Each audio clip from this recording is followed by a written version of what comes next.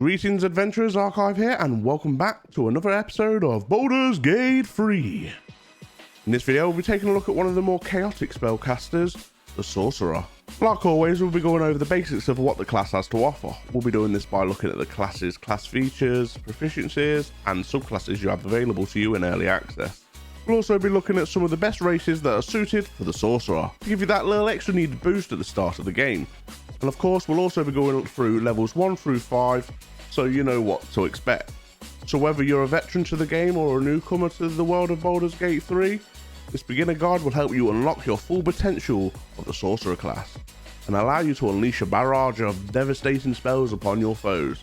So sit back, put your feet up, and let's dive into what makes the Sorcerer class a powerful spellcaster.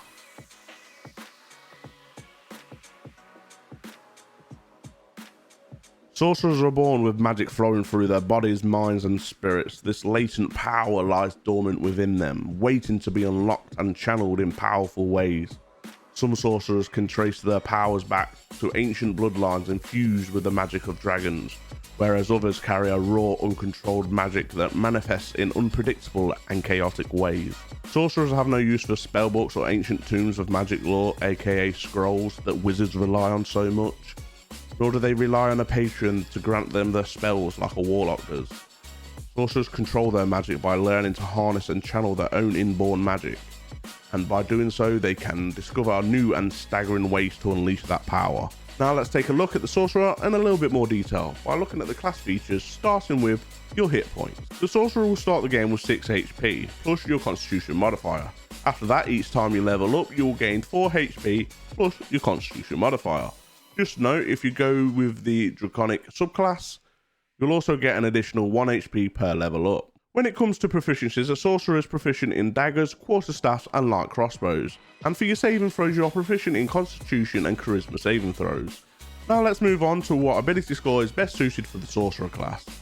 Because the Sorcerer is a full caster, you want to be prioritising the primary casting ability, which for the Sorcerer, this is Charisma. Charisma will affect a variety of things for your Sorcerer, things like deception, intimidation, performance and persuasion, making this the perfect class to be the face of your party. But most importantly, Charisma will affect your spellcasting ability, making it easier for you to hit your spells or land them. Your next ability score that you should be focusing on improving is Constitution. Now, Constitution is a high priority for a Sorcerer, not only because it will help you take more hits in battle, as it bulks out your hit points, but because it will help out when needing to maintain concentration on some spells that you will be casting later down the line. Dexterity is always a strong choice for most classes, especially for those classes that don't wear any armor, as this will help boost your armor class, and hopefully, if the gods of the dice allow it, with your initiative order. As for all the other ability scores, you can consider them your dump stats, and you can choose the ones that best suits the way that you want to be role playing your character. Now let's take a look at what race best suited for the Sorcerer. In Baldur's Gate 3, the race of a character can have a significant impact on their abilities and playstyle. This said, there are several different races that can be effective for the Sorcerer class. Although this is true, do keep in mind that you can make any race work. The first thing you need to be looking for when picking a race is the bonuses it will give you to Charisma. Your best options for this are the Half-Elf or the Tiefling, as these will give you a +2 to your Charisma right from the start, as well as giving you very useful features.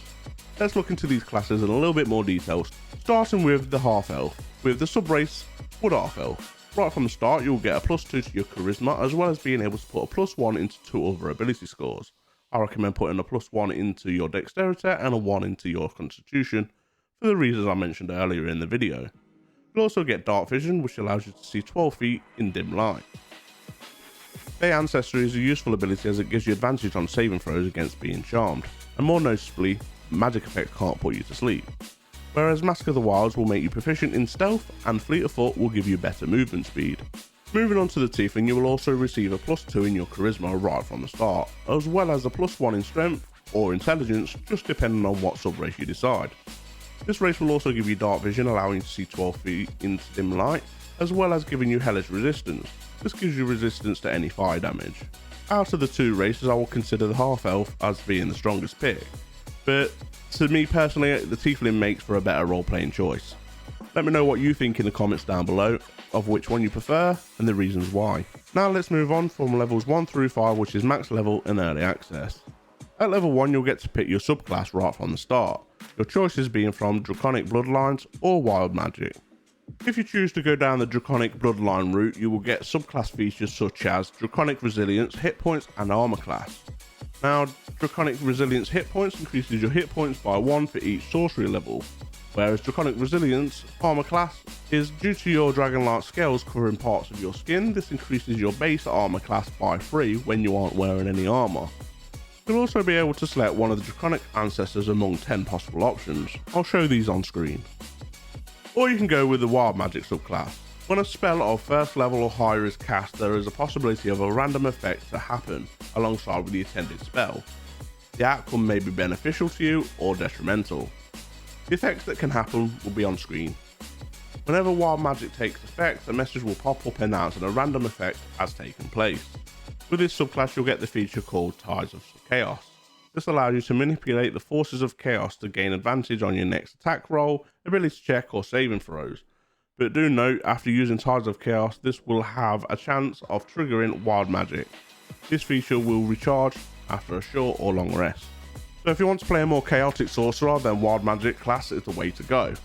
But if you want a more straightforward way of playing the sorcerer, then take the Draconic Bloodline. For me personally, the more chaotic the better the game, so Wild Magic all the way. At level 1 you'll also get to pick up to 4 cantrips and 2 level 1 spells.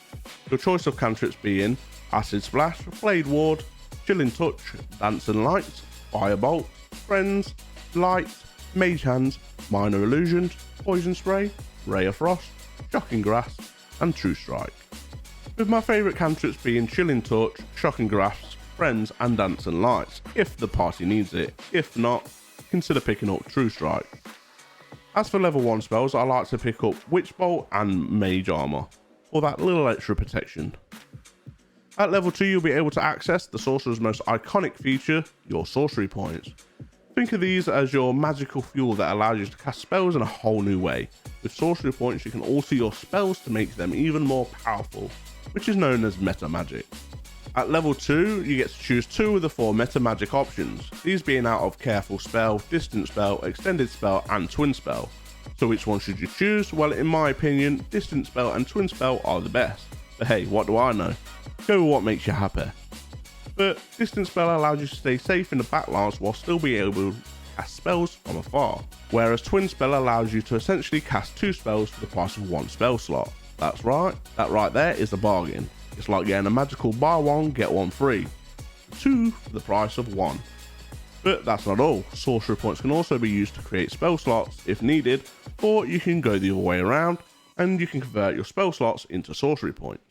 At level 3 you'll get an additional sorcery point as well as being able to choose an additional meta magic from either of the 4 mentioned earlier, or from one of the new ones, these being Quicken Spell, Subtle Spell or Heightened Spell. With the best one in my opinion being Quicken Spell, as this allows you to cast a spell using your bonus action rather than an action.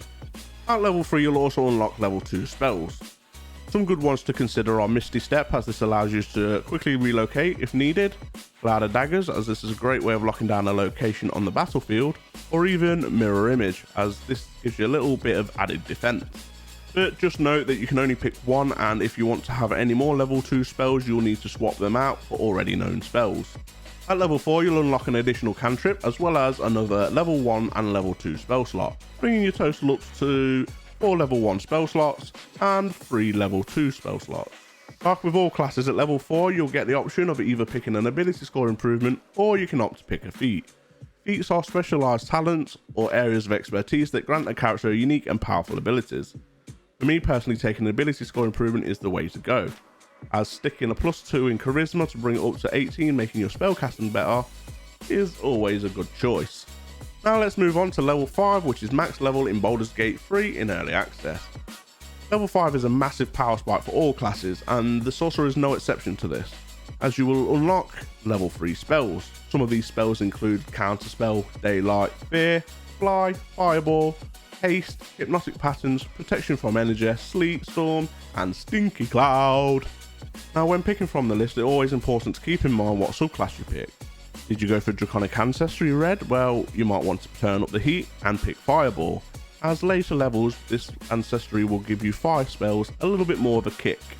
and so on with other draconic ancestors. Other great spells to pick up is good old reliable counterspell. Do you have that enemy wizard about to send a fireball at your party? Whoops, no you don't. Counterspell. Pretty handy in most situations. And there we have it. Thank you for taking the time to watch my beginner's guide to the Sorcerer Class. Hope the guide has given you a deeper understanding in the class unique features, proficiencies and subclasses, as well as some ideas for your own builds for a sorcerer. If you're looking for some more Baldur's Gate free content, feel free to check out some more videos on the channel. Don't forget to hit the subscribe button and leave a like, as it really does help a small channel like mine. Thank you for tuning in. Until next time, happy adventuring. Bye!